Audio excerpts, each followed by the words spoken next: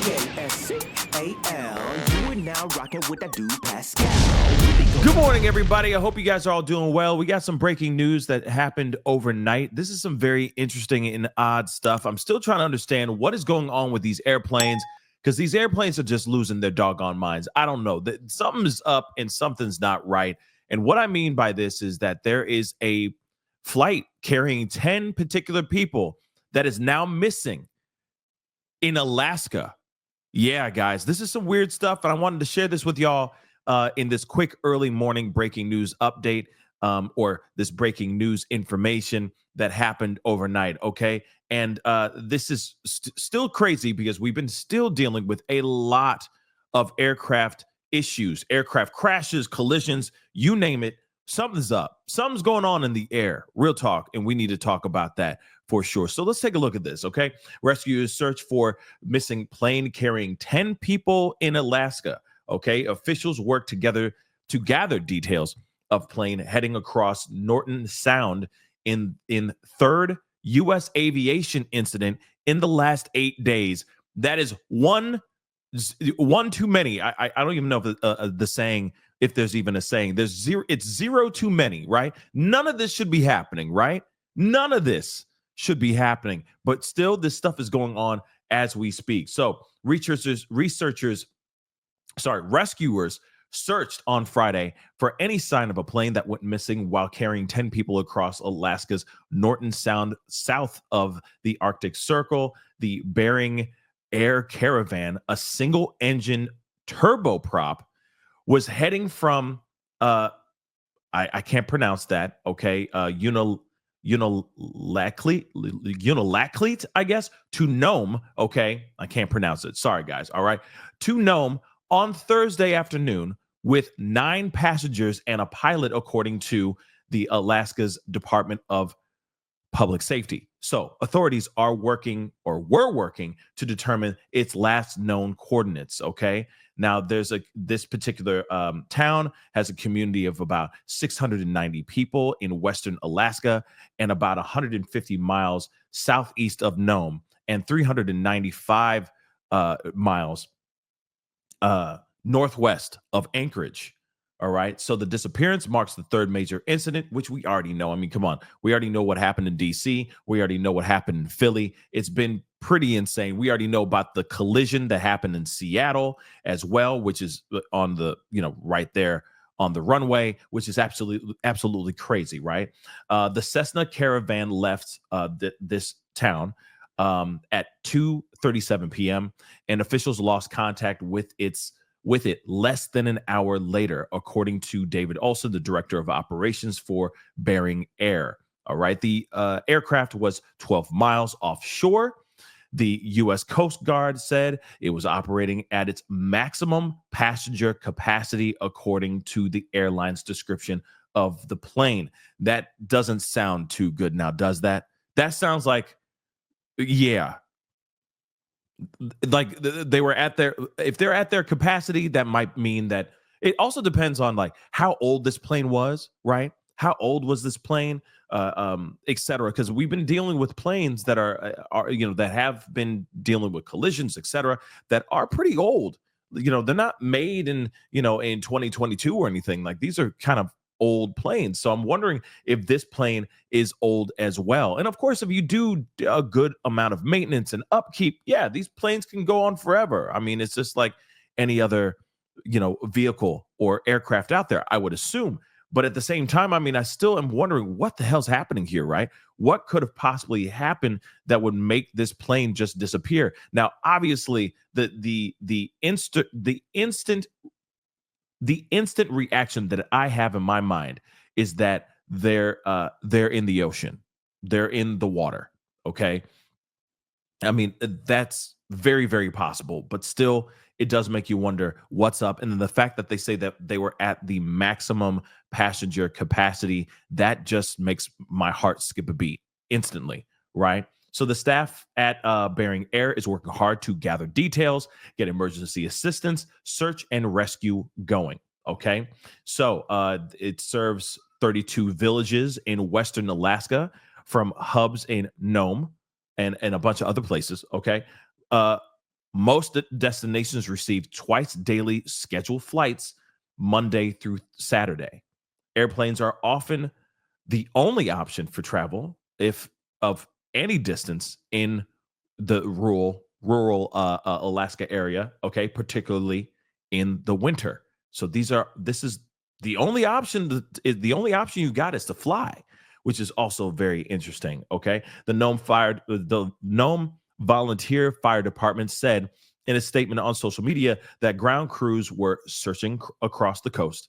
All right, so they're looking for this plane because again, it just doesn't make any sense that this plane would just boop, just disappear out of nowhere, off the radar, etc. I mean, this also makes me think of that Malaysian flight, right? That was flying, and then all of a sudden, out of nowhere, it just disappeared. It was never to be seen or heard from ever again. There's been crazy amounts of theories about it being teleported. That, I mean, it's gotten from being hit by some sort of missile to a hijacking situation to alien invasion to it teleporting. I mean, it's been absolutely insane. So I'm hoping that they're able to figure out and find out what's going on with this situation. But again, this is some terrifying stuff nonetheless.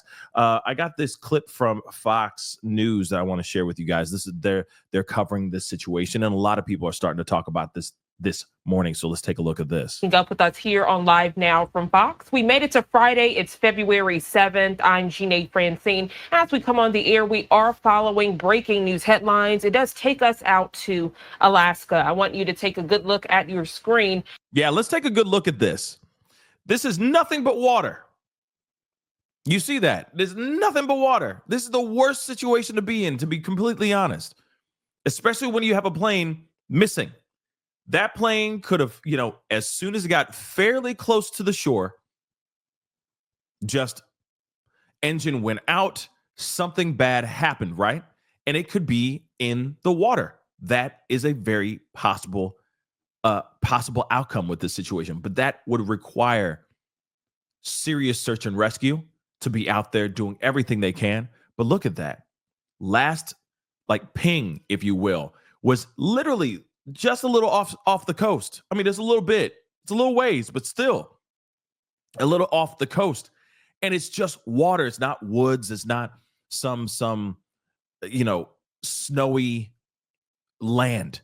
It's in the water. Okay, so there's a strong possibility that this plane could very well be in there. And we'll see what they got to do. Let's continue. On this Friday morning, the Associated Press reporting an aircraft carrying 10 people across Alaska's Norton Sound, south of the Arctic Circle, went missing Thursday afternoon. And rescuers, they continue to search into the night and into this morning for any sign of the aircraft. Man. The Bering Air Caravan was heading to Nome with 9 passengers and a pilot, according to Alaska's Department of Public Safety. Authorities were working to determine its last known coordinates. The disappearance marks the third major incident in U.S. aviation in just 8 days. A commercial jetliner and an Army helicopter colliding near the nation's capital on January 29th, killing 67 people. A medical transportation plane crashing in Philadelphia on January 31st, killing the 6 people on board and another person on the ground. Like I said, 0 too many, okay? I know that's not a saying, okay? But I'm making up that saying, okay? Consider that a new saying now. 0 too many. Like it's 1 too many, 0 too many, okay? All these crashes have been absolutely insane and terrifying. What we know at this time is the Cessna Caravan left around 2:37 p.m. Officials lost contact with it less than an hour later. This coming from David Olson, the director of operations for Bering Air.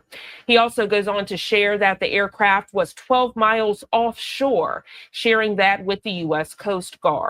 12 miles offshore, guys. 12 miles. I mean, of course, they had a little bit to go. I mean, you could see this is, from my understanding, this little green dot right here is where they're supposed to be, right? That's where they're supposed to land. That's what their final destination was supposed to be. But still, it is kind of crazy and scary to think that they were only 12 miles offshore. I know that's still the distance, but still, in plane, that's not very far, right? So something obviously malfunctioned. It had to have, and I know that the conspiracy theories are going to be running amok if this plane is never found. And I hope that that is not the case here, right? I hope that this plane is found as soon as possible with the quickness. Let's continue, though. Bering Air serves 32 villages in western Alaska. Most destinations receive twice daily scheduled flights, Monday through Saturday. Airplanes are often the only option for travel of any distance in rural Alaska, particularly during the winter months. The Nome Volunteer Fire Department saying in a statement early on this Friday morning in real time. I want to share that with you. Take a good look at your screen. They say, quote, "We do not have any updated information on the location of the missing aircraft. Crews are still searching on the ground, canvassing as much area as possible." They go on to say the National Guard C-130 reported they found nothing so far. The Air Force also sent a C-130 resuming the search and also have reported no visuals. They do have 1 hour of flight search time remaining. If nothing further is reported, the next update will be at 9 a.m. So we're hoping to get that update on this Friday morning at 9 a.m. And of course, when that happens, we'll share it with you here on Live Now from Fox. But tragic news to share with you on this Friday morning. Absolutely. I mean, this is some scary, really terrifying stuff. I mean, imagine being on that plane. And again, this is the situation. I feel like this is a question about protocol, on maintenance, safety checks, etc., on all types of aircraft. Let's not forget, there was a jet that just fell from the sky, crashed into Northeast Philadelphia like a missile, right? That could have very well have been some sort of mechanical malfunction, right? And the same thing with what happened with this plane. We still don't know what happened in DC fully. We still do not know what happened. It could have been a freak accident. It could have been a premeditated accident or premeditated situation, tragedy as well. But at the same time, we still don't know if there was some sort of malfunction or anything of that sort. Still, a lot of questions still remain to be seen. But this should be a stark warning to all people who are in the aviation business to make sure that everything is tightly stitched up, that maintenance is actually happening, that maybe these older planes maybe need to be grounded for a little bit so that you could do the proper upkeep, the proper tune-ups, etc., so that something like this never happens.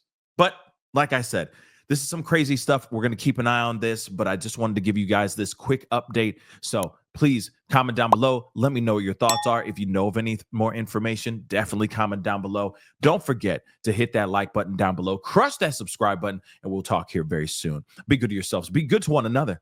This is the Pascal Show. Bye. Pascal. You are now rocking with that dude Pascal. We be going wild.